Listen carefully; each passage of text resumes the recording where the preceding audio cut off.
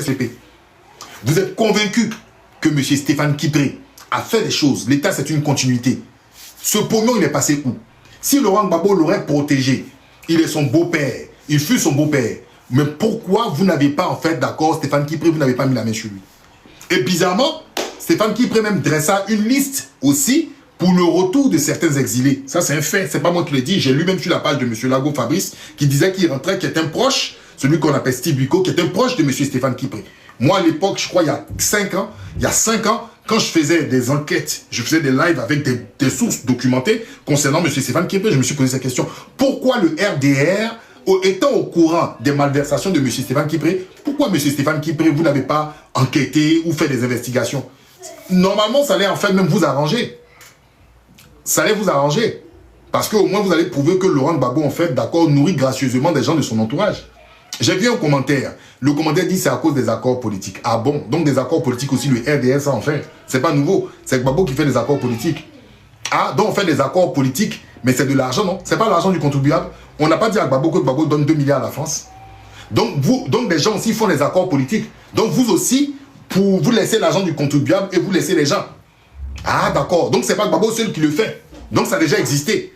Ok, mais pour l'instant, allez poser la question. Comme vous êtes honnête, vous êtes très honnête, vous êtes très élégant sur la gestion de l'argent du contribuable, allez poser la question à votre gouvernement. Mais on sait que Stéphane Kipré n'est pas bon. Mais pourquoi on n'attrape pas, pourquoi on ne fait pas un procès?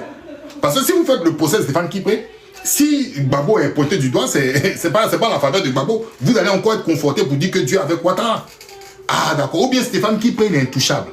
Donc j'ai dit Stéphane Kipré. Donc Stéphane Kipré rentre, prend une place, d'accord, une place qui est gênante vis-à-vis, d'accord, du potentiel successeur. Parce que c'est une guerre de succession.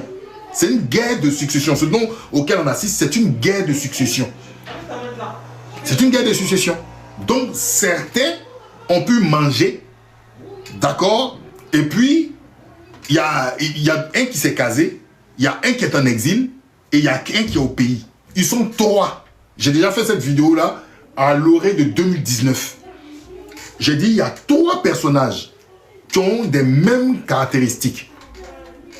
D'accord? Qui ont les mêmes caractéristiques. Kakabe. C'est Konan Kwadjo Bertin, non? Ouais, Konan Kwadjo Bertin. Soro Kibafori Guillaume. Et Charles Blé Goudé. Les 3 sont issus de familles modestes. Les 3 sont issus de familles modestes. Jeunes, étudiants, ils étaient intéressés par la politique. Et ils ont eu 3 destins différents. 3 destins différents.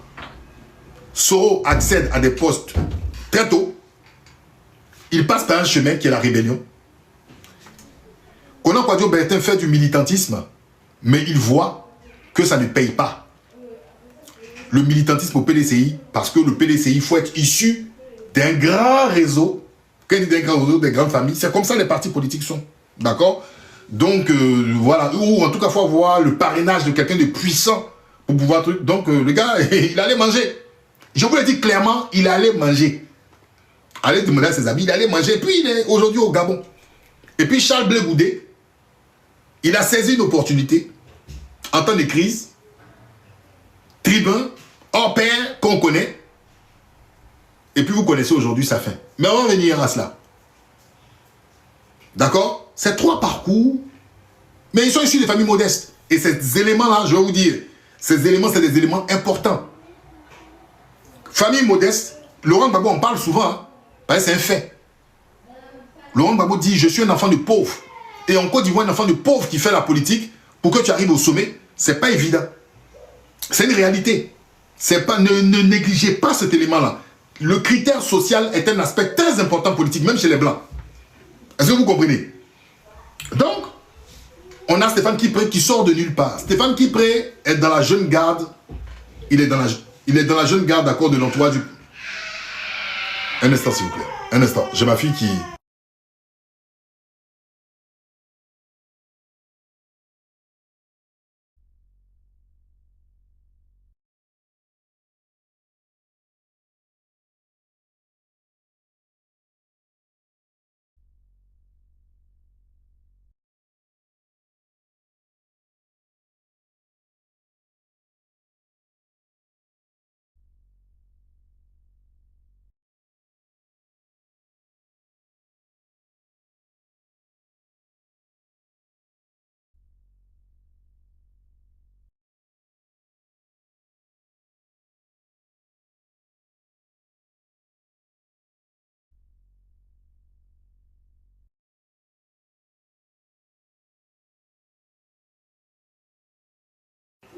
Désolé, hein.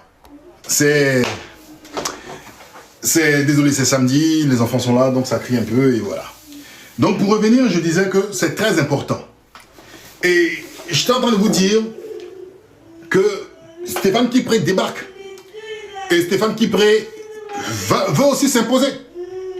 Veut s'imposer parce que Gbagbo suscite des convoitises. Gbagbo Laurent suscite des convoitises. Qui va prendre, qui veut hériter, d'accord, du poids politique de Laurent Gbagbo? C'est quand même fou, hein, parce que Gbagbo, on le traite de léger, il a été léger dans sa gestion, il a été mais il faut reconnaître, Gbagbo Laurent, ils veulent hériter, des gens veulent exister en politique, détenir l'héritage de Gbagbo Laurent. Le vrai combat s'axe autour de là. Monsieur Charles Blé Goudé voit que ça ne va pas être si évident de prendre cet héritage-là. De prendre cet héritage. Mais en même temps, il y a une sorte de frustration. Parce que Stéphane Kipré a un petit peu le cheveu sur la soupe. Il débarque de nulle part. Il a un élément qui est avec lui, l'aspect financier, qu'on ne peut négliger. D'accord? Et il prend plus de pouvoir. Mais nous, les anciens compagnons de l'époque, qui étions avec Laurent Gbagbo, qui avons souffert, nous, on va nous écarter comme ça, et puis un gars va débarquer là, parce que peut-être il a le sceau d'une personne qui serait proche de Laurent Gbagbo. C'est la question. Et c'est ce vrai point. Et c'est là que ça devient intéressant. Mais est-ce que le RDR néglige cet aspect? Vous pensez que le RDR néglige cet aspect? Non! Le RDR est loin de négliger cet aspect. Et le RDR va en jouer de cet aspect. C'est ce qui est intéressant. Comme au sein du PDCI RDA, Conan Kwadjo Bertin, dit Kakabe, veut exister. Il veut qu'on l'entende plus au sein du PDCI RDA. Mais les gens ne sont pas prêts. Mais le RDR va en profiter. Et Bertin se retrouve aujourd'hui ambassadeur. Vous croyez que c'est un jeu? Qu'est-ce qu'ils vont faire? Ok. Il y a des entremetteurs au sein. Les entremetteurs actuels, à l'époque, ce n'étaient pas les entremetteurs. Les entremetteurs au sein du RDR. Le principal, l'expert, il s'appelle Ahmed Bakayoko. Je répète, l'entremetteur principal qui échangeait avec l'opposition, que l'opposition aimait. Ah, je ne sais pas pourquoi on l'aimait, mais une bonne partie de l'opposition, quand on cite ce nom-là, je ne sais pas pourquoi ils aimaient ce monsieur, Ahmed Bakayoko. Ahmed Bakayoko, je cite entre autres aussi Adama Bictogo. Je vais vous dire clairement, parce que les gens pensent qu'on est ignorant. Adama Bictogo. Un troisième nom, Sissé Ibrahim Bakongo. Voici des gens qui échangeaient avec des gens. Non, on le sait, hein, c'est pas mal. Je vais faire comprendre aux gens qu'on le sait. Mais le RDR l'utilise. Le RDR l'utilise. Mais quand le RDR l'utilise, ils savent, il faut casser, il faut cogner les têtes. Il faut cogner les têtes. Et c'est ce que je déteste le plus dans la politique en Côte d'Ivoire. On cogne les têtes. Les gens sont comme des enfants. Je ne vais pas vous dire quelles sont les raisons. Ça ne sert à rien. On va rester dans le même sujet là. Pour ne pas, qu'on aille dans tous les sens. Et donc, ça veut dire que M. Stéphane Kipré certainement échangeait avec des pompes du pouvoir. Oui. Mais est-ce que M. Charles Blé Goudé n'a pas échangé avec des gens du pouvoir? Est-ce que M. Soro, le même Soro dont on parle, Kéchina dit là, n'est pas allé voir Blé Goudé? Blé Goudé l'a-t-il mis à la porte? D'autres émissaires de Soro ne sont pas allés voir M. Charles Blé Goudé? En ce moment, les amis de Charles Blé Goudé qui vomissent sur les temps, vous ne vomissez pas sur ça? Ou bien vous faites aussi comme les gars, les babos, les babouriens. Quand c'est les babouriens, ils disent ah non, bon, les souris, mais pourquoi à l'époque aussi vous n'avez pas craché aussi dessus? C'est bizarre. C'est très bizarre. On va évoluer. On va évoluer. Et donc, M. Laurent Gbagbo doit rentrer. M. Laurent Gbagbo doit rentrer. Mais on a l'impression qu'autour de M. Laurent Gbagbo, il y a une forme de colonne qui ne permet pas qu'on ait accès au président Laurent Gbagbo. Et ça commence à déranger. Ça commence à déranger. Et j'entends un nom qui ressort souvent. Je l'entendais sur Facebook. Des gens se levaient, devenaient des avocats d'une personne qu'on ne connaît pas vraiment. Madame Nadiani Bamba, à l'époque. Et puis, il y a d'autres qui ont créé aussi un truc en parlant pour Madame Simone Eve Gbagbo. Mais le RDS suivait et le RDS disait, tiens, c'est intéressant. C'est intéressant. Il y a une occasion encore là pour taper dans la galaxie Gbagbo-Laurent. Eh oui. Mais le sujet même en lui-même, quel est le poids de Madame Nadiani Bamba, le poids politique de Madame Nadiani Bamba et le poids politique de Madame Simone Eve Gbagbo? C'est incomparable. En fait, c'est ce qui est fou. C'est incomparable. Madame Nadiani Bamba n'a pas de poids politique. Quand je dis poids politique, sur le chiquier national et en termes même de perception politique, elle n'en avait pas. Peut-être elle était dans les bruits, dans les cercles d'influence. Et c'est intéressant. Parce que j'ai vu des gens avec lesquels je discutais, ils me disaient que Madame Nadiani Bamba fait de la politique. On la voit maintenant dans les meetings. Mais on a vu Madame Dominique Ouattara dans des meetings du RDR. Il n'y a pas quelqu'un du RDR ici qui peut me dire qu'il n'a jamais vu. Je ne parle pas des campagnes présidentielles. Hein. Je dis même campagne politique du RDR. Dominique Ouattara a participé à des campagnes politiques du RDR où elle a fait des déclarations phares.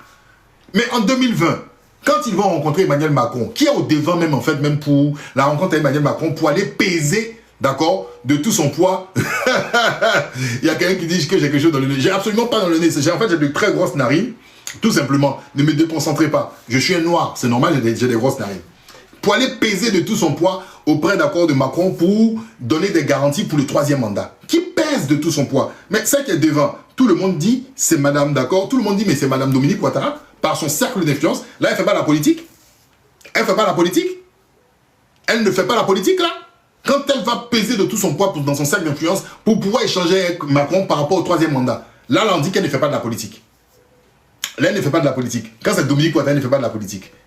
D'accord? Elle ne fait pas de la politique. Donc, ne venez pas nous dire que oui, ne venez pas nous dire ça. Vous voyez ce que je veux dire? Donc, on a l'impression... Donc, les arguments que j'entends ne... Mais qu'est-ce... Attendez, les gars. Un instant. Ils disent que j'ai un bail dans le nez. Attendez, attendez. Ce ne serait pas très élégant. Est-ce que c'est vrai même ce qu'ils disent? Attendez. Excusez-moi, hein, parce que si on me dit que j'ai un truc dans le nez, il faut que je regarde quand même, parce que c'est pas très esthétique. Hein, si on dit, mais ça, il a un bail dans le nez, et puis il vient nous parler ici et ses analyses à la noix. Mais vous êtes des menteurs, j'ai quoi dans le nez? J'ai rien dans le nez. En fait, ils veulent me déconcentrer. Alors, bon, c'était la petite interlude du live, parce qu'ils veulent me déconcentrer. Ils sont pas contents. Ils sont pas contents du truc de ce que je suis en train de dire par rapport... Un instant, s'il vous plaît.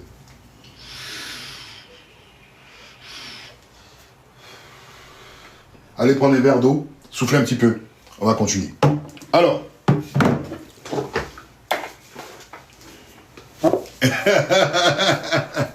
Mais je n'ai rien. J'ai regardé sur le miroir de l'autre téléphone. Alors, donc, je suis en train de dire quelque chose. Bon, c'est le petit moment. Donc, à partir de ce moment, il y a des clans qui se forment. C'est clair qu'il y a des clans qui se forment. Il y a le clan des anciens qui disent que ce sont des gens de Gbagbo fidèles. Et puis, il y a, d'accord, la nouvelle garde. La nouvelle garde qui est autour de Laurent Gbagbo, qui grimpe aussi en termes de compétences et même de légitimité autour de Laurent Gbagbo. Mais on va venir sur le cas de Picasse. Mais Picasse, pourquoi vous voulez que je parle de Picasse dans la succession? Si Picasse doit être il doit être l'héritier de Laurent Gbagbo, tant mieux. C'est Laurent Gbagbo qui désignera son successeur. Ou bien vous allez dire que c'est Nadi Bamba, d'accord? C'est Nadi Bamba, en fait, d'accord, qui va désigner le successeur. Bon, bref. Donc, et on voit la fameuse scène en fait, d'accord, de l'aéroport. Scène qui était vraiment triste. Cette scène-là n'était pas jolie à voir. On n'en avait pas besoin. Mais elle s'est faite. Elle s'est faite. Maintenant, je ne connais pas les détails de ce qu'il y a sur le plan conjugal de M. Gbagbo et Madame Simone Eve Gbagbo à l'époque et Madame Nadiani Bamba à l'époque. Je ne sais pas. Mais c'était pas une belle scène. Ça, c'est clair. C'était pas une belle scène. On aurait voulu une scène à la Mandela. Ok, c'est les plus jolies. Mais à partir de là, la vie politique, elle continue son bonhomme de chemin. D'accord? Son bonhomme de chemin. Et la vie continue. Et donc, qu'est-ce que les gens font? Qu'est-ce qui se passe? Est-ce que les personnes qui sont tout autour de M. Laurent Gbagbo ont des contacts avec le clan Ouattara? Les personnes, je vais dire la nouvelle garde. Je dirais que oui. Je dirais que oui. Ce n'est pas nous qui le disons, c'est la lettre du continent, c'est Jeune Afrique et compagnie. Mais en temps, le jeu politique, il a complètement changé. Soroki Bafori Guillaume qui était avec le RDR est en exil. Il a quitté, d'accord, la Côte d'Ivoire, il est en exil. Henri Konan Bédié qui était avec le RDR, bien évidemment, à cette époque-là, il n'est plus en odeur de sainteté. Le RDR se trouve en plein ballottage. Il faut maintenant remplir le jeu politique, mettre des acteurs politiques comme s'il y a une vie politique qui est régulée, pour que certaines personnes, pour qu'en fait le RDR ne s'isole pas comme le seul parti. Il ne faut pas créer nécessairement, il ne faut pas créer des coalitions des gens aux alentours. Donc il joue maintenant, il abat les cartes. Donc on est semblant, d'accord, de rétablissement d'un clan des gens de Gbagbo avec le RDR, une forme de dialogue. Une forme de dialogue où les gens commencent à exercer politiquement, même ceux qui sont proches les gens du PPACI, quand ils vont m'écouter là, ils vont comprendre. Voici comment Ouattara joue. Donc maintenant, on participe sur des émissions de NCI 360, des représentants du PPACI, on renvoie ceux qui viennent, d'accord, du Ghana, mais on leur dit en cachette, attention, vous êtes venus, mais il y a des manières de parler. C'est pas moi qui le dis. Rappelez-vous de l'interpellation, d'accord, de M. Kouyaté à M. Damana Adia Pikas, et je crois même quoi, Justin. Vous comprenez. Mais, et puis les Ivoiriens, on sent que la tension commence à se rabaisser. Les gens pensent que, voilà, le jeu démocratique est ouvert. Le jeu démocratique est ouvert. Non. Alassane a vu que quand il y a des gens étaient écartés, le fait d'être seul, ça pouvait en fait concilier les gens aux alentours et même à l'extérieur. Et puis on pouvait... Non. Allez, rentrez, les exilés, rentrez, venez commencer à exercer. Mais ça, c'était pour programmer 6-5 ans. En ce moment-là, Mme Nadiani Bamba, qui n'était pas encore Gbagbo, était à tous les événements, tranquille dans son coin et autres. Mme Simone Eivet aussi était là. Mais en ce moment, Charles Blé Goudé, en termes de calendrier, ils ont attendu. Si Ouattara voulait que Charles Blé Goudé rentre le même jour que Gbagbo, il allait rentrer. Mais c'est lui qui décide. Pourquoi il a décidé? Parce que le calendrier est agencé pour faire entrer chaque acteur. Vous comprenez? C'est un jeu d'échecs. C'est un jeu d'échecs. Et vous ne comprenez pas en fait. Ça, c'est la technique du RDR. C'est un jeu d'échecs. Et vous êtes tombé dedans. Vous êtes tombé dedans. Si Ouattara voulait que Charles Blé Goudé ait son passeport et qu'il rentre au moment où Gbagbo était rentré, il allait délivrer. C'est pas Ouattara qui a fait délivrer le passeport de Thiam. C'est pas Ouattara qui a fait délivrer le passeport de Thiam. C'est eux qui décident. C'est eux qui jouent la musique de l'accordéon. Si vous êtes sensible, vous êtes avec les émotions, vous tombez dedans. Donc, qu'est-ce qui se passe? Charles Blé Goudé fait ses déclarations à l'extérieur. Mais Charles Blé Goudé aussi, il se dit, mais attends, des gars avec lesquels j'ai lutté, et puis j'ai l'impression qu'ils sont dans les bonnes grâces de ceux qui sont à Abidjan. Des gens pour lesquels j'étais en prison. Donc maintenant, Charles Blé Goudé fait des déclarations. Si mon papa appelle celui qui est là-bas, mon frère, d'accord, c'est comme c'est mon oncle. Il faut exister dans le jeu politique. Il faut faire des déclarations choc. Il faut aussi faire amende et patte blanche pour donner des garanties au RDR que si tu rentres là, d'accord, le Charles Blé Goudé qu'on connaissait à l'époque qui était impétueux parce que Gbagbo est là, il faut te calmer. Mais ils sont rentrés dedans. Les clics, ils sont rentrés dedans. Quand il dit les clics, Blé Goudé aussi, il a son groupe. Il a son groupe. Il est rentré et il est très bien rentré. Parce que quand il est rentré, il pensait avoir des garanties. Ils sont beaucoup, hein. Ils sont nombreux. Avoir des garanties et puis se lancer politiquement derrière encore Gbagbo. Mais ce n'était pas le cas, la porte était fermée. Donc lui aussi, maintenant, il a pris sa direction.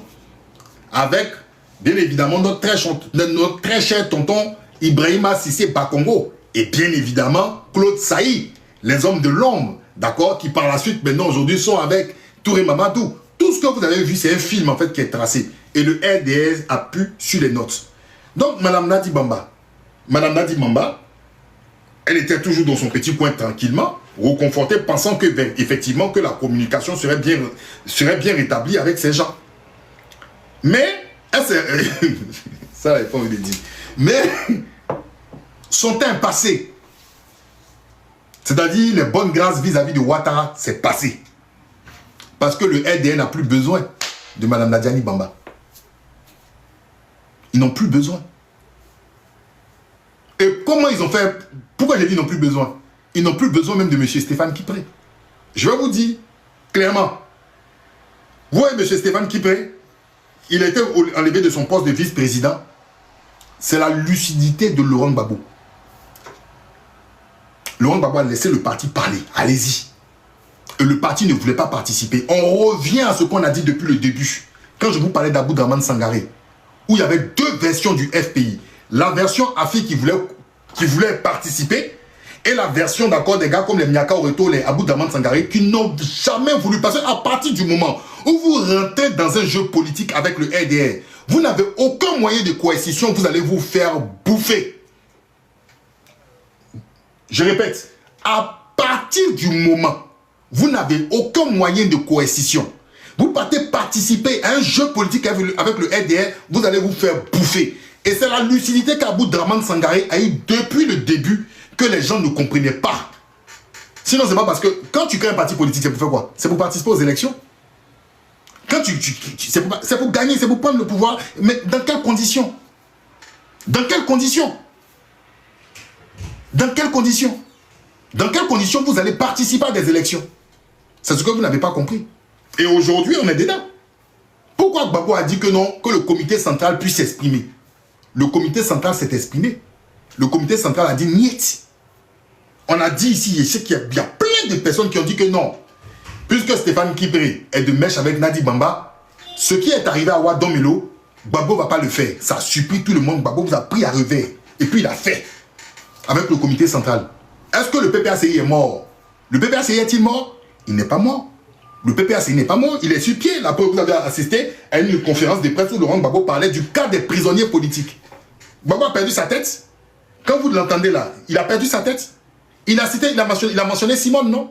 Quand il parlait de leur arrestation 92 et de l'entretien des prisonniers, il a parlé de Simone avec Odette Soyer. Il a cité Simone. Mais pourquoi il y a des noms qu'il ne cite pas? Pourquoi il y a des noms que Gbagbo n'arrive pas à citer? Pourquoi c'est plus fort que lui? Pourquoi il n'arrive pas à citer? Vous croyez que Gbagbo il a perdu toute sa tête? Vous le pensez? Je vous donne rendez-vous. Je vous donne rendez-vous dans quelques temps. Je vais vous ressortir un discours de Gbagbo Laurent que tout le monde a entendu, mais vous n'avez pas bien compris. Mais au moment venu, je vais vous ressortir ce discours. Et notez bien cette date que j'ai dit. Gbagbo est loin d'être quelqu'un de fini. Comme j'entends tout le monde, Gbagbo est fini. Il est loin d'être quelqu'un de fini. Et je suis très bien placé pour le dire. Parce que ceux qui ont critiqué Gbagbo sur les réseaux, en sortant des documents, des éléments, j'étais le premier. Et les gars là, ils ne m'aimaient pas. Et je peux vous dire qu'on ne m'a jamais acheté. On ne m'a jamais acheté pour parler pour Gbagbo. À la différence de beaucoup de personnes. Moi, ce qui me différencie de beaucoup de personnes, quand je fais mes analyses là, quand je fais mes analyses là, je ne fais pas des analyses pour entrer à Abidjan pour plaire à quelqu'un. Je ne cherche pas aussi à peut-être être dans un média pour être moyen. Je ne cherche pas ce que le RGP dit. Ah, lui là, il critique un peu, mais il est comme ça. Je ne fais pas ce que les gens font sur les chaînes là. Ça ne m'intéresse pas. Mais pour parler pour mon pays là, si aujourd'hui j'ai dit oui, demain je dois dire non, je vais dire non. Et j'assume clairement. J'assume clairement. Stéphane Kipré, qu'est-ce qui s'est passé? Stéphane Kipré, ils n'ont pas débarqué, ils n'ont pas révoqué. Ils ont révoqué Stéphane Kipré. Stéphane Kipré va aller se présenter à Gbagbo et Zaïbo. S'il perd à Gbagbo et Zaïbo là, Stéphane Kipré aura quel angélisme politique qui va le faire réjaillir? Il faut qu'il refasse ses classes. Il faut qu'il refasse ses classes. Parce que celui qui donnait du coffre à Stéphane Kipré, c'était le nom de Gbagbo. Et c'est le PPACI. Mais quand on te révoque, parce que tu n'appliques pas, d'accord, la discipline du parti, et quand tu lis le discours de Gbagbo, Gbagbo dit quoi? Il m'a été trahi, il s'est senti déçu. Les mots sont forts. Les mots là sont forts. Donc il faut que tu refasses tes classes. À Ouadomelo, il a fait créer son FPI Renaissance. C'est quand Gbagbo est revenu aux affaires qu'il est venu. Et il a intégré le Bénet. Est-ce que vous comprenez? C'est une affaire qui date de très longtemps parce que vous ne connaissez pas, souvent vous ne connaissez pas un peu l'histoire.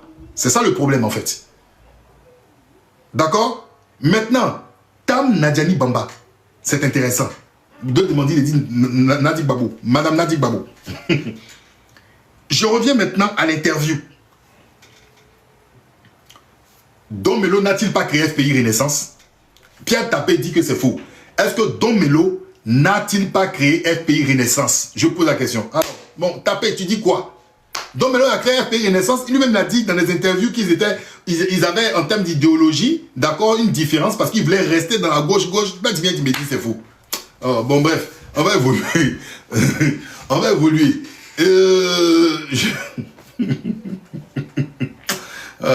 On va évoluer.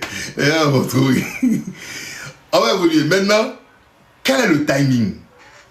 Quel est le timing? D'accord? Pourquoi, à ce moment précis-là, on sort un truc comme ça? Celui qu'on appelle, celui qui détient le bâton du maestro s'appelle Alassane Dramane Ouattara. Voilà, on nous présente quelqu'un, M. Charles Blé Goudé, qui vient parler des législatives et qui vient se confier. Et Ali Diarasouba sort, M. Demba, il dit c'est comme si vous avez mis votre main dans ma gorge et je vais parler.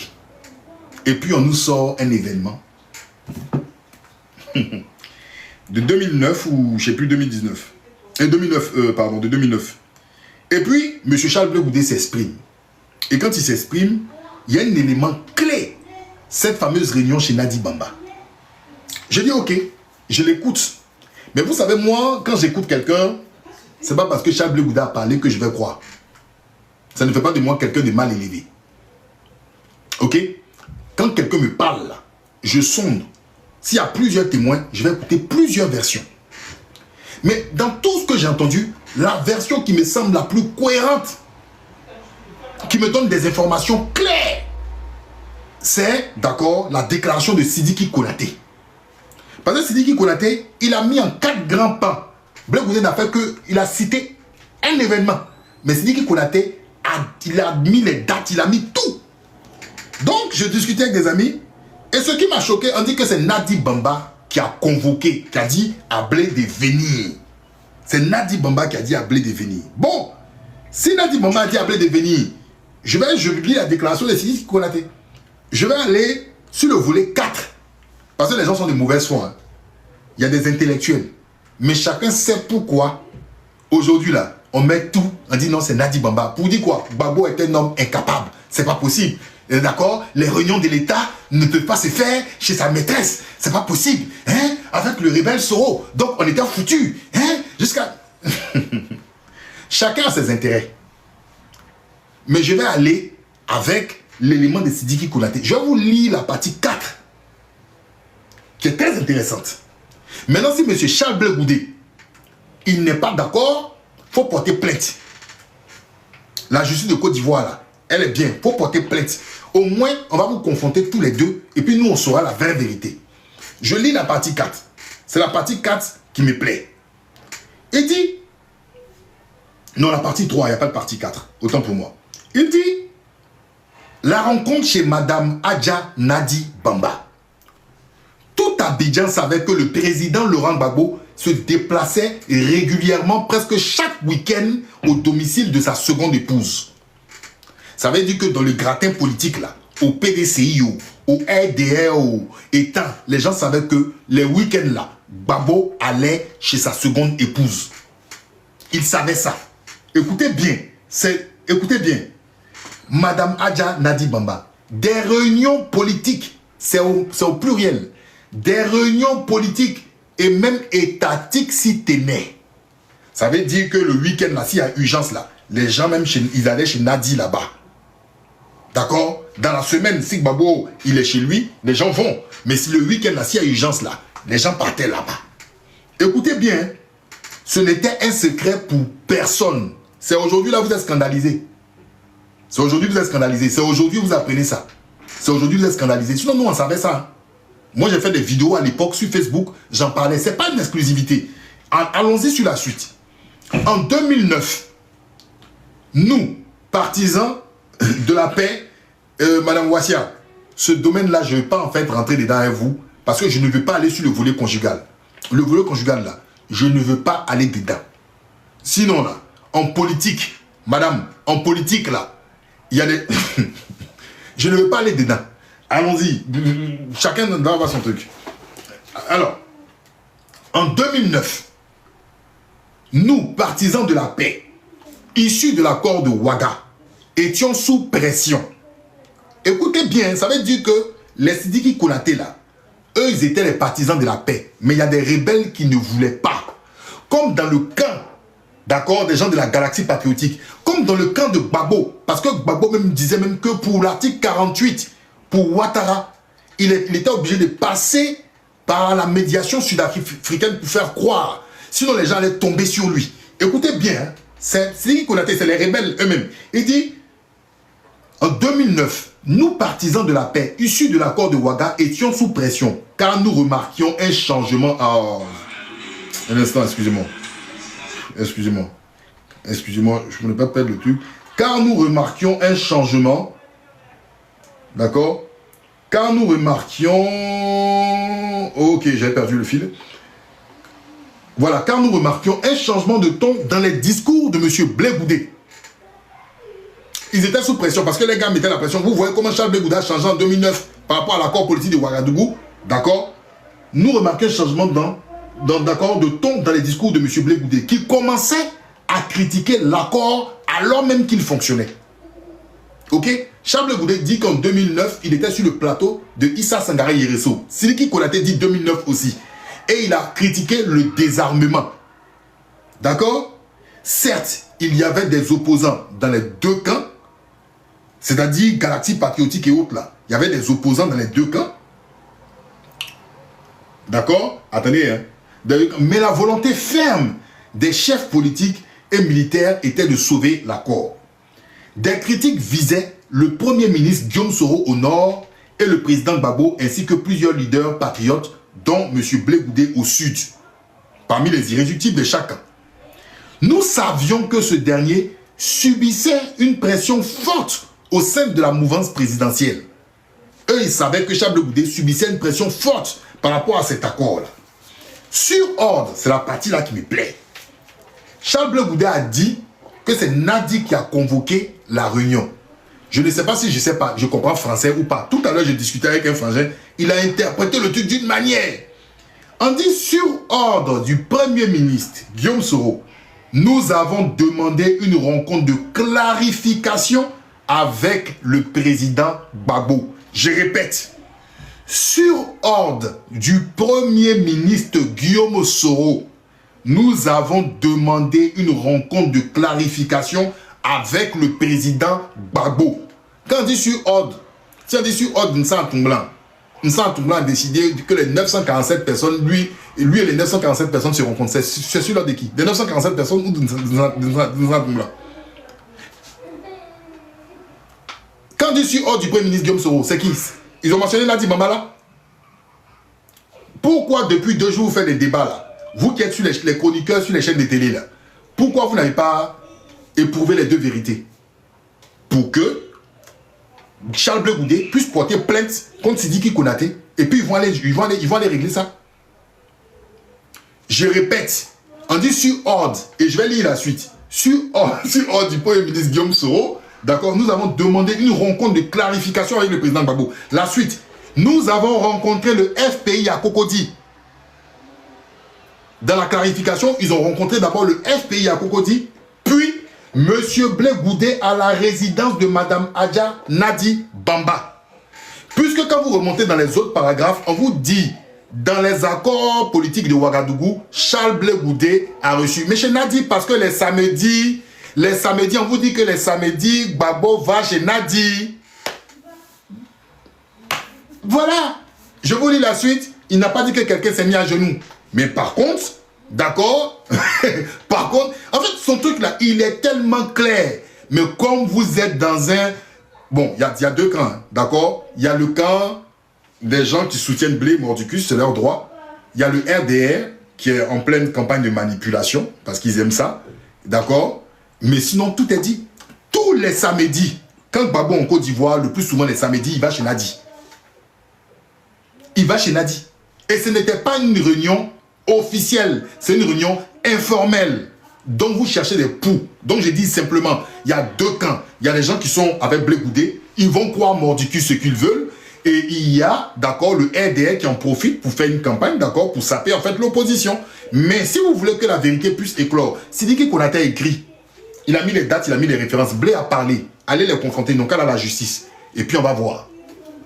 C'est tout. Mais moi, je ne suis pas un bébé. Parce que c'est pas parce que je déteste quelqu'un que Blé va parler. Je déteste Nadi Bamba. Je déteste Stéphane Kipé que je vais avaler. Non, je ne suis pas comme ça. Je confronte les deux. Maintenant, si vous voulez, dites en fait à Blé de porter plainte pour diffamation contre Sidiki Konaté.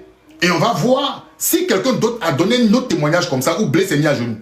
Parce que quand le gars dit, il limite, il dit, ici à la fin, il dit, je ne me souviens pas d'une scène où M.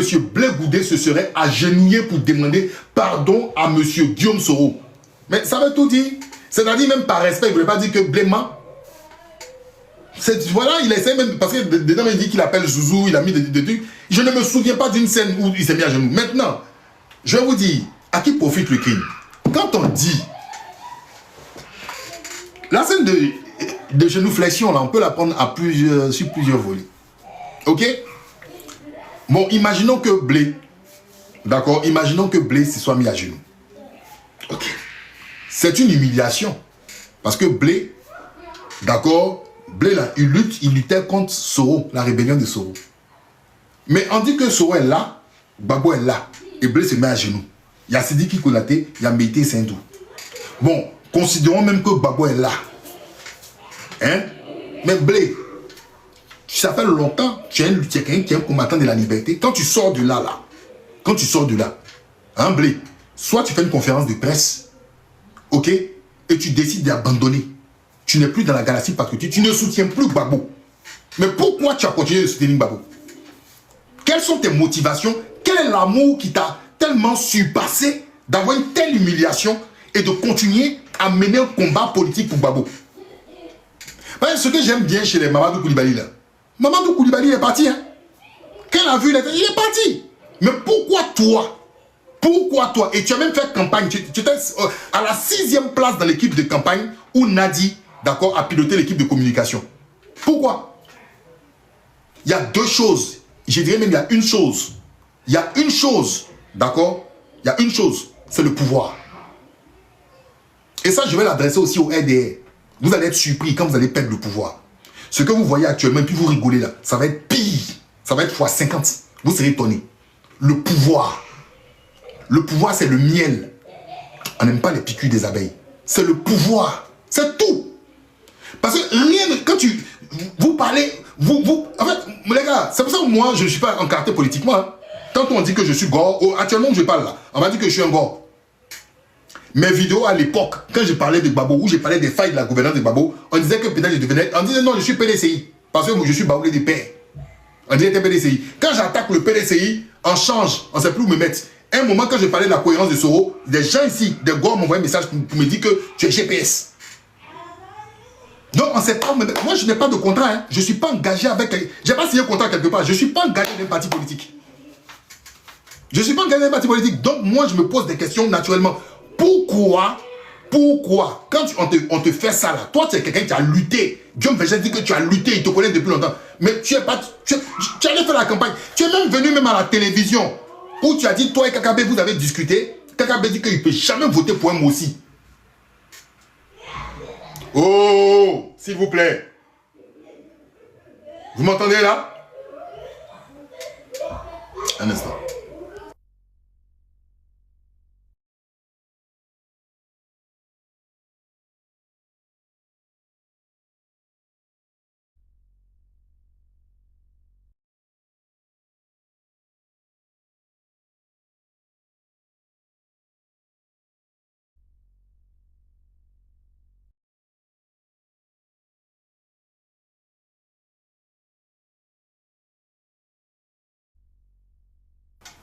Pourquoi? C'est la question que je me pose. Et en même temps, j'adresse la question RDR. Blé Goudé n'a plus brûlé les gens. Donc vous avez le cœur pour pardonner comme ça.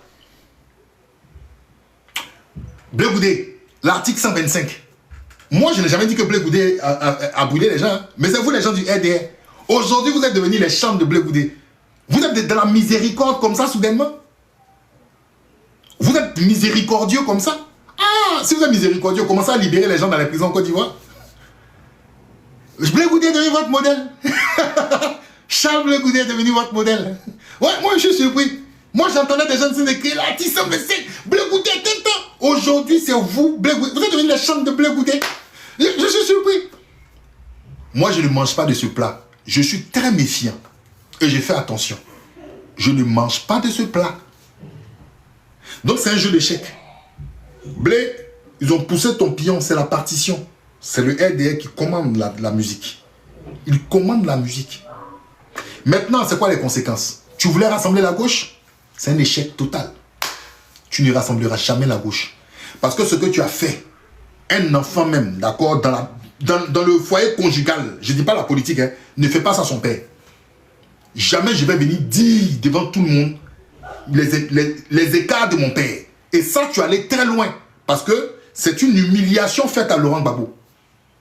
Croyant, peut-être avec de bonnes intentions, indexé Nadi Bamba, c'est une humiliation faite à Laurent Gbagbo. Parce que quand vous lisez les commentaires, on est mort pour rien. On est mort cadeau. Laurent Gbagbo tant. Laurent Gbagbo tant. En fait, c'est ça. Et les gens jouent. Laurent Gbagbo était un irresponsable. Laurent Gbagbo était un... C'était quoi l'objectif visé? Nadia est une sorcière, les gens vont s'arrêter là, mais en ce qui concerne Gbagbo, c'est un échec. Un gouvernement que toi-même tu as soutenu. Tu allais dans la rue.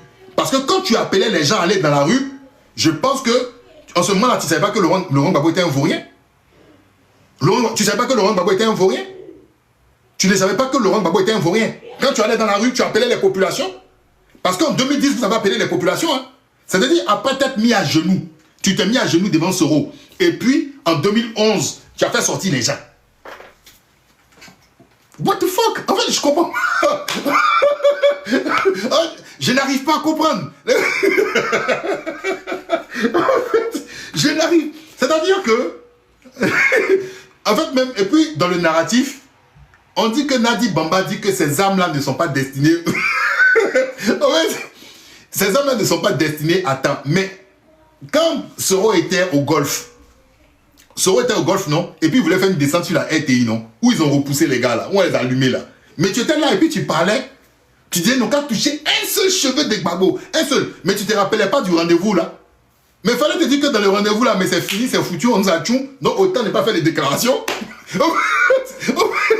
Non, mais la politique. Et je vois des gens comme des grands enfants. Bon, peut-être qu'il y a d'autres qui sont nés en 2011 ou 2012. Vous ne comprenez pas un peu. Je ne sais pas. Mais franchement, c'est à dormir debout. C'est à dormir debout. C'est vraiment, votre histoire là, c'est à dormir debout. Et quand je vois des gens qui viennent juste pour établir, des gens font des combats.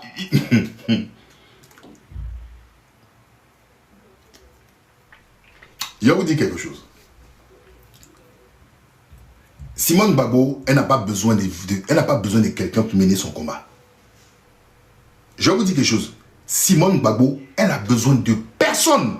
Au contraire, Simone et Yves là, elle n'a pas besoin de quelqu'un. Si quelqu'un devait accompagner Simone et Yves en politique en Côte d'Ivoire, c'était Aboudraman Sangaré. Sinon, elle n'a pas besoin. Simone, son parcours, je ne parle pas de sa vie privée, mais son parcours politique parlait pour elle-même. Je dis bien, parlait pour elle-même. Elle n'a pas besoin de quelqu'un. C'est pas quelqu'un... Moi, j'ai pas... Excusez-moi, c'est pas Blé qui va... En fait, Blé Goudé ne peut pas rendre populaire Simone. En fait, il y a des trucs que je ne comprends pas. Blé Goudé ne peut pas rendre populaire Simone. C'est impossible. C'est impossible. C'est pas possible.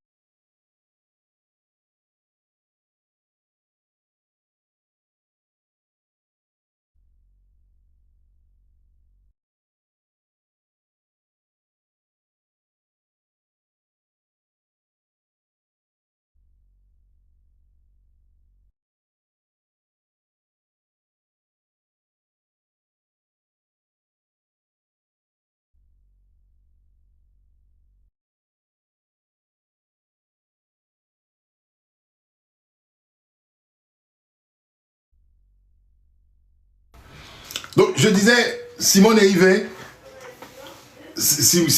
n'a pas besoin, parce que son parcours parle pour elle-même. Son parcours parle pour elle-même.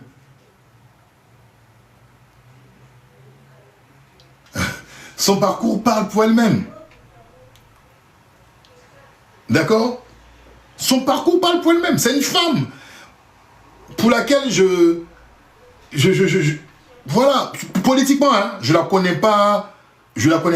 Mais regardez les élections où elle est partie. Est-ce que vous êtes fiers de ce que Simone...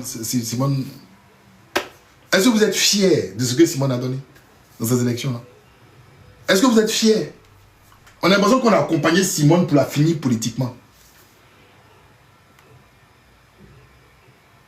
Est-ce que vous êtes fiers de ce qui s'est passé là? Pour finir sur cette histoire, il y a des valeurs. Il y a des valeurs. Si vous voulez faire la politique, évitez de parler un peu trop. Évitez de parler un peu trop en politique. Si vous faites de la politique, appliquez-vous sur les sujets politiques et non les sujets à caractère sensationnel, émotionnel. Tu fais la politique. Si tu aimes la politique, là, hein, il faut t'occuper du budget, de l'éducation, de la défense, de l'intérieur, des affaires étrangères. Il faut t'occuper de ça. C'est ça, là, les populations ont besoin. Mais à faire de « j'aurais appris que tant, ne rentrez pas dedans. On n'y gagne rien. Et puis, il y a une leçon. C'est pas à toutes les émissions et tous les médias en participent. Sondez les médias. D'accord? Sondez les médias avant d'aller mettre votre pied là-bas. Sondez les médias avant d'aller mettre votre pied là-bas. Sondez les médias avant. C'est pas toute invitation. C'est pas toute invitation. On part. Il faut se faire désirer politiquement. Mais il faut qu'on entende. On vous entende sur les choses politiques. Parce que dans tout ce spectacle auquel j'assiste là, ce n'est pas reluisant. Ce n'est pas reluisant même pour la gauche ivoirienne. Ce n'est pas reluisant. Et puis, laissez votre passé là parler pour vous. Parce que, vous savez, de la même manière que l'on trouve les gens du RDR arrogants, hyper arrogants, le pouvoir là, c'est dangereux. Par moment, si vous ne vous retrouvez pas, demandez à des gens qui vous ont connu de vous pincer ou de vous gifler pour vous rappeler votre passé. Parce que c'est ce qui joue des tours.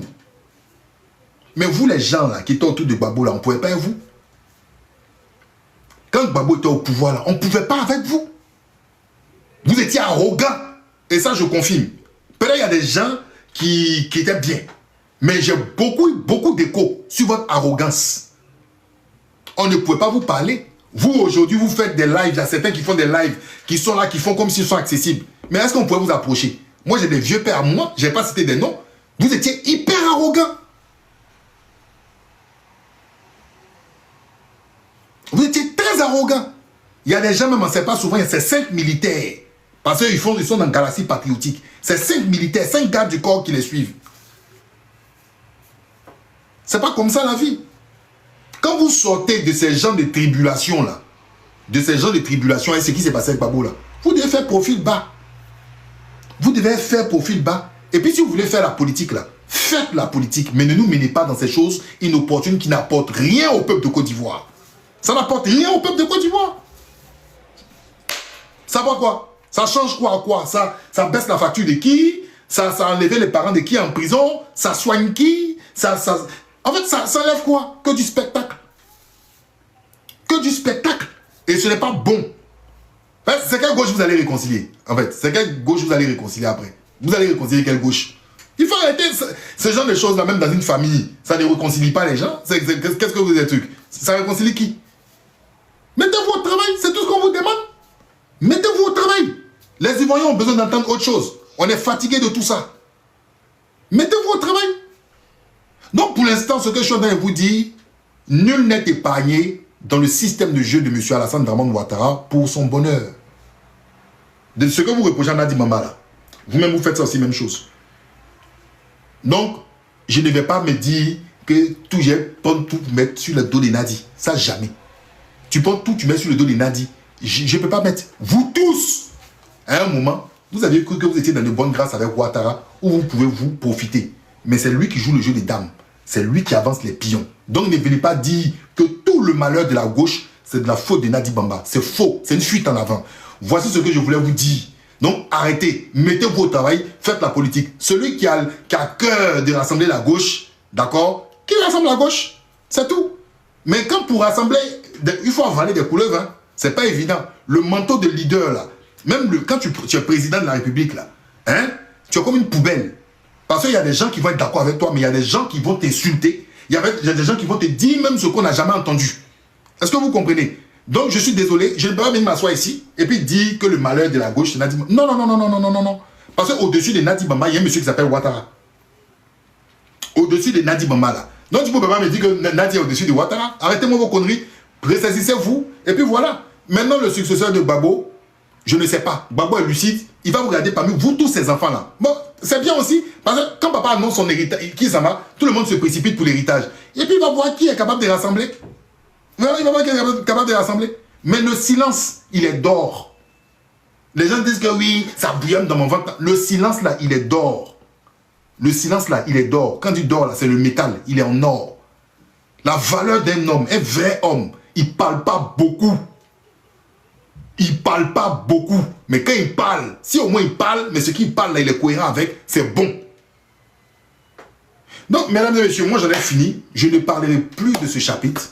Que l'avenir nous dise ce qu'il en est. C'est ce que j'ai dit. Hein. Ce matin, j'ai eu une chaude empoignade avec quelques camarades là. J'ai dit, ça ne sert à rien. Ça ne sert à rien de parler.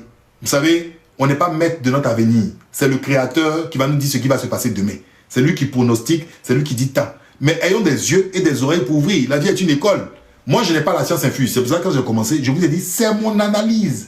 Et je peux me tromper. Et vous ne pouvez pas être d'accord avec cela. Moi, j'accepte que des gens ne soient pas d'accord avec moi. D'accord? Mais voici ce que je vais dire. Celui qui joue avec les pions, là, il s'appelle Alassane Dramane Ouattara. Maintenant, si tu es lucide dedans, quand on va t'inviter, tu sais qu'il y a des choses que tu vas éviter. Voilà. Donc, j'en ai fini. Puis, je vais m'arrêter là. Ouf, j'ai beaucoup parlé. Hein. Ah là là là là là là. Bon. J'ai beaucoup parlé, en tout cas. J'ai même mal. J'ai mal à la gorge. Je me prends une bouteille d'eau. Bah oui, j'ai vu sa sortie. On a même diffusé ici. Ouh. Ah, c'était édifiant. On a dit même que j'avais une crotte dans le nez. Ce sont les avertitures.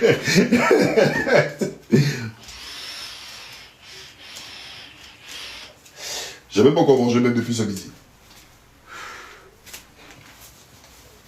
Alors.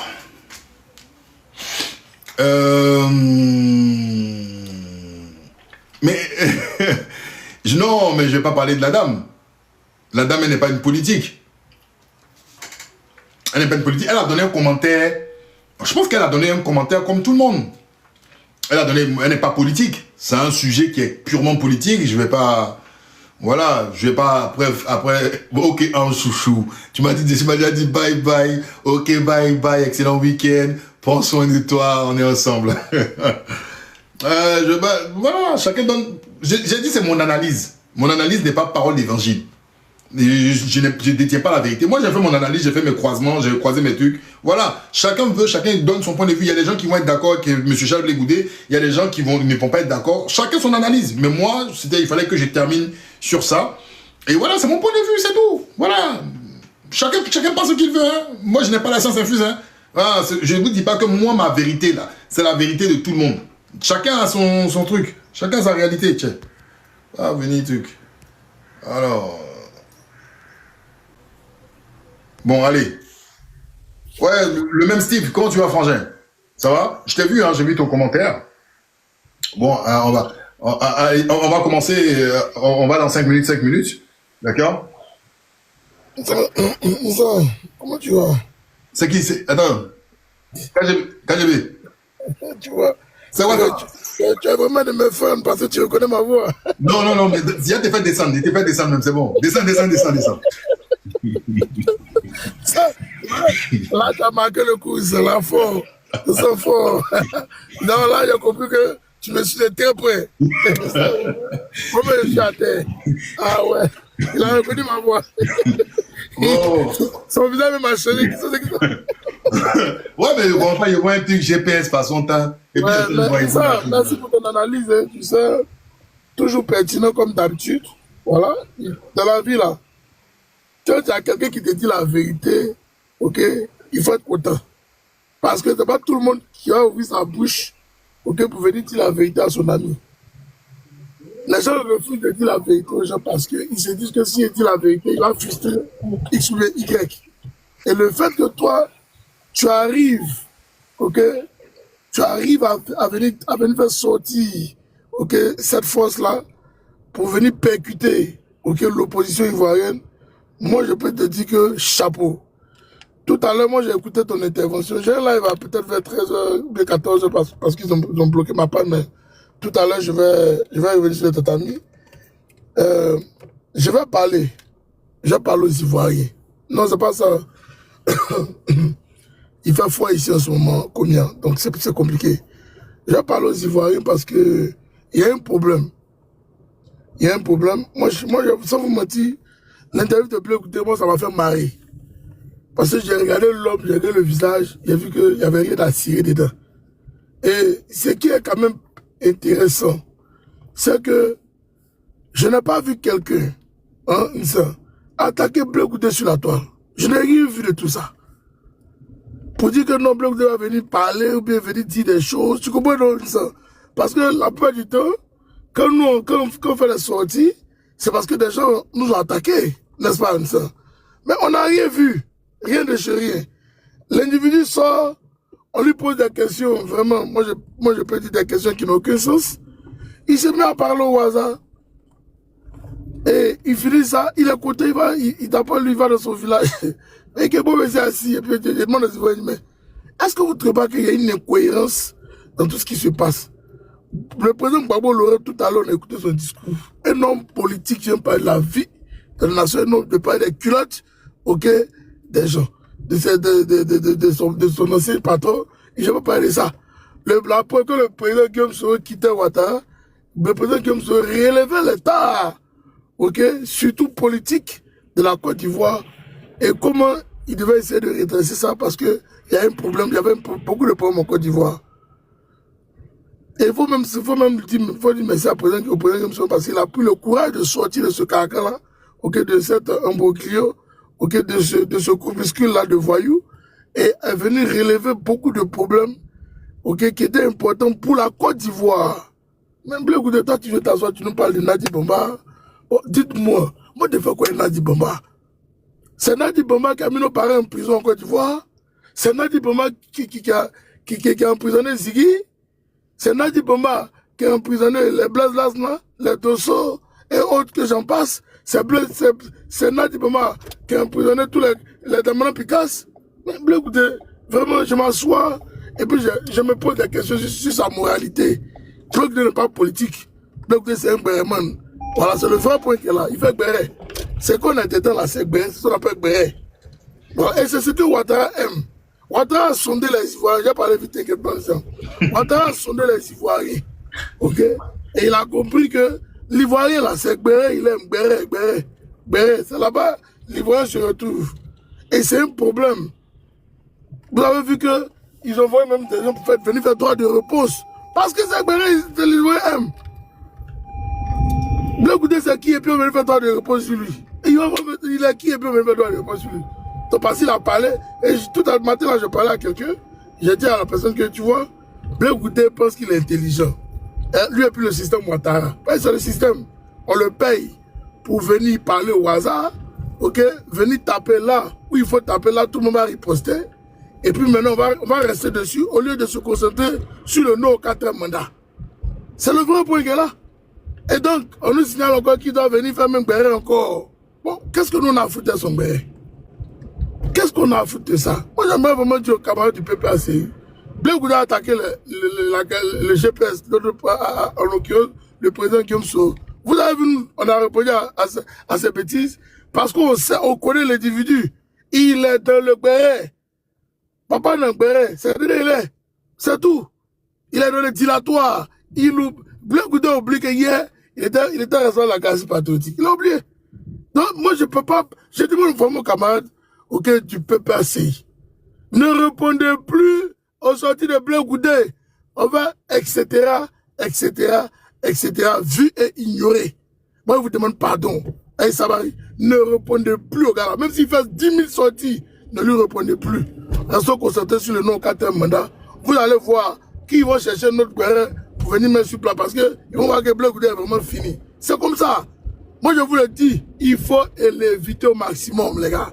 Évitons-le. Vous le voyez, il fait des sorties, on va bien ignorer. Ceux qui veulent bérer déjà, c'est le RDR. Ils vont faire la bérer, qu'ils seront fatigués, ok, ils vont se taire. C'est une semaine, non? Ou bien, bérer là, c'est une semaine, non? Quand ça va finir, c'est fini, non? À un moment.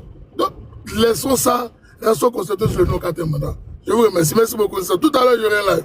Merci beaucoup. Ça.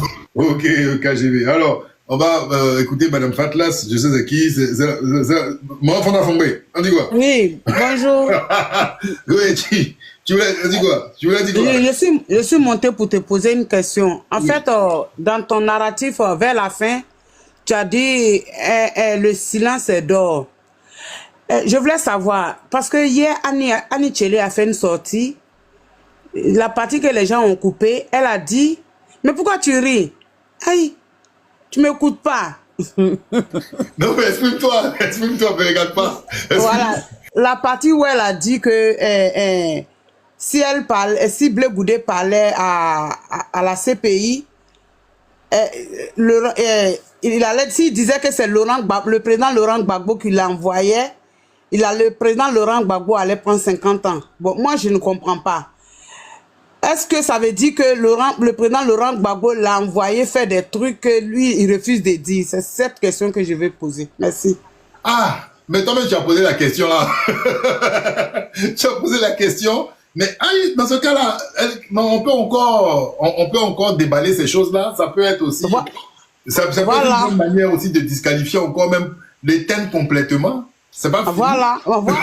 C'est pour ça que j'ai dit, la fin de ton intervention, là, quand tu as dit le silence est d'or, j'ai apprécié parce qu'il risque de se mettre dans des problèmes en voulant trop parler. Voilà, c'est ce que je voulais dire. Merci. Pourquoi tu ris? Aïe. Non, mais ça me fait rire, moi-même. Ça me fait rire. Merci beaucoup, c'est ce que je voulais dire. Merci. Mais faut enlever la photo de ma soeur Fatlas, hein. Tu vas tromper les gens. Bon, alors. Quand j'ai vu la photo de ta petite soeur là, les gens qui me prennent des vies, quand je suis la net là, ils me prennent rapidement. Quand ils attendent papa, aïe, ça vient faire, j'ai dit, ah. Donc quand c'est les jeunes filles, vous les prenez rapidement. Donc c'est comme ça, tu vas les gens, ils vont t'envoyer des messages en inbox. Et puis là, tu vas passer pour ma petite soeur, quoi. Attention, hein. D'accord, allez, au revoir. Alors, monsieur AB24, allez-y, on vous écoute, on vous la parole. Bonsoir, frère, bonsoir, et puis bonne analyse. Et puis, je dirais pas que je vais pas faire tes éloges aujourd'hui. Ok, tu sais, en Côte d'Ivoire, moi, je vais pas trop durer. En Côte d'Ivoire, la loi dit que quand on cite ton nom dans un discours, tu as le droit de réponse. J'ai regardé dans tout ce qui a été dit, tout ce que ceux qui ont aussi cité ceux dont Blé Goudé a cité leur nom, et tous, dans leur discours, ils n'ont pas cité le nom d'Annie Tchelé. Annie Tchelé cherchait quoi sur le plateau télévisé, de télévision de choses, le plateau de NCI hier. Bref, je passe dessus. Pour moi, Blé Goudé est en otage. Blé Goudé est l'otage du RDR. Mais je vais pas en dire plus. Blé Goudé est un otage du RDR. Tu vois, ça aussi, bref, c'est une grande ligne. Moi, je donne les grandes lignes seulement, cette fois-ci. La troisième grande ligne, pourquoi Blé Goudé, après avoir quitté le groupe de Maman Simon, enfin comme tout le monde dit Maman Simone, on se croirait un jour à la crèche. Pourquoi quand tout le Blé Goudé quitte leur groupe de, je sais pas, c'est M quoi, de... Le MGC? Voilà, le MGC. Blé Goudé quitte le MGC. Quelques jours après, il vient dire ce qu'il vient de dire là. Pourquoi? Non, la CAPSI.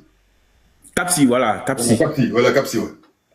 Il quitte la CAPSI et quelques jours après, il vient prendre ça. Est-ce qu'il savait très bien que s'il était là-bas et qu'il le disait, Simone Babo allait être contre? Ou bien, en tout cas, bref, à vous de vous poser les questions. Mais je vous dis que Blé Goudé est l'otage du RDR. Merci. Ok. Alors, on va remonter. Le frère juste à côté, excuse-moi, hein, je vais remonter juste à mon vieux père Kara parce que la dernière fois, il est resté longtemps, il n'a pas pu prendre la parole. Et puis, on va redescendre à toi juste en dessous. Kara, comment tu vas? Je vais très bien, ça. Merci. Bon, allez, vas-y, à toi la parole parce que la dernière fois, tu as resté longtemps. Oui, 2 ou 3 questions. Hein. Moi, j'ai déjà entendu ton analyse. Je salue tout le monde sur le panel. Ouais. Et j'ai pris... quand tu as ouvert ton panel, j'étais parmi les premiers. J'ai bien écouté ton analyse. Ouais. C'est pertinent et puis c'est bien précis. Moi, la question que je me pose, hein, après avoir fini de t'écouter, après tout ça, vraiment, on a un véritable problème de réconciliation, de vérité et de justice en Côte d'Ivoire. Parce que le balai qu'on constate aujourd'hui sur les panels, vraiment, ça ne sert à rien. Et moi, ici, personnellement, je voulais interpeller monsieur Alassane Dramane Ouattara. S'il peut ouvrir avant de partir de la Côte d'Ivoire, ou bien avant de laisser le pouvoir... Tu veux ton forum de la réconciliation à toi? Voilà, il ouvre, voilà, exactement.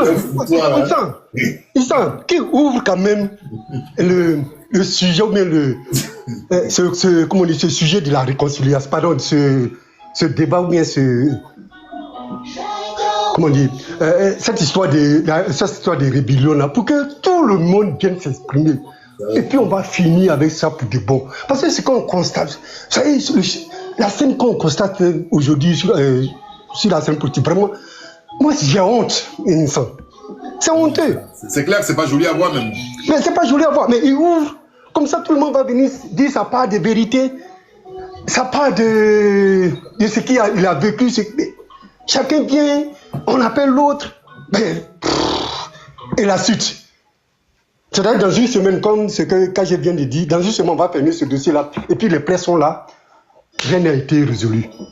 Mais moi j'interpelle quoi, vraiment, moi je parlais pour interpeller le chef de l'État, pour qu'il ouvre ce dossier de rébellion, pour que tous les acteurs viennent dire les parts de vérité.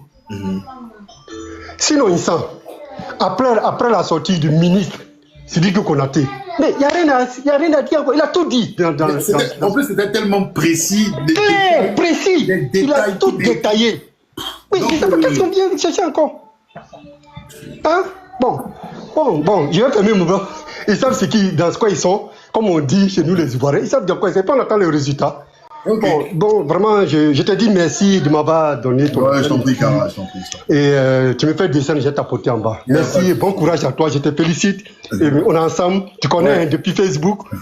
Bravo, merci beaucoup. Et puis, on est ensemble. Merci bien. Toute la famille. Alors, monsieur, juste en bas, monsieur, je ne vois pas votre nom. Hein. Voilà. Kevin. Voilà, Kevin, monsieur Kevin. Ouais. Oui, comment ça va, frère Nsan? Très bien, monsieur Kevin. Ah, Dieu merci. J'ai suivi ton analyse. J'ai pas été là dans le début, mais j'ai pris ça, j'ai suivi jusqu'à la fin. Ouais. Voilà, donc, bon, moi, je vais faire une analyse, je peux dire citoyenne, simple, en tant que jeune Ivoirien. Ouais. Voilà. Comme tu disais, il y a des questions à se poser. La première question, à qui profite tout ça? D'après le président Gbagbo lui-même, à qui profite tout ce brouhaha, tout ça là? À qui ça profite? Un, au parti au pouvoir. C'est clair quoi. C'est clair que ça profite au parti au pouvoir. Deux, en tant que simple citoyen, en tant que jeune Ivoirien, on est tous Ivoiriens, on connaît comment la vie se passe dans la société. On a vu des choses entre les groupes, des pères de famille avec leurs femmes, tout ça.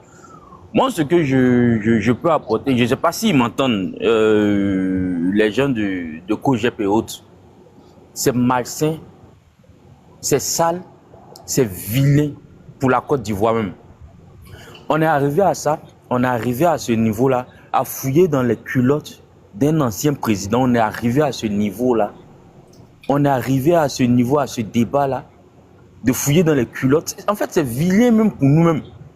C'est vilain pour nous. Pour nous, peuple ivoirien, c'est vilain. Je comprends pourquoi les gens disent que on est totalement, on peut dire, analphabète, quoi. Le niveau est bas en Côte d'Ivoire. Aujourd'hui, tout le monde parle de ça. C'est devenu sujet de causerie. Pourtant, il y a des vrais problèmes. Pourtant, on a montré des groupes terreaux, si on peut le dire, sur le territoire ivoirien. Pourtant, on a des vrais problèmes. On a une chaîne de télévision qui n'invite pas la population pour venir parler sur les choses réelles de trucs, mais qui invite des gens pour faire des débats. Mais la roue tourne. Moi, tout ce que je peux dire, la roue tourne. De la manière que le pouvoir est tombé, et puis des gens aujourd'hui fouillent dans les culottes de l'ancien président, un jour ça va tomber là. Ceux qui rient aujourd'hui, la roue tourne, hein, le karma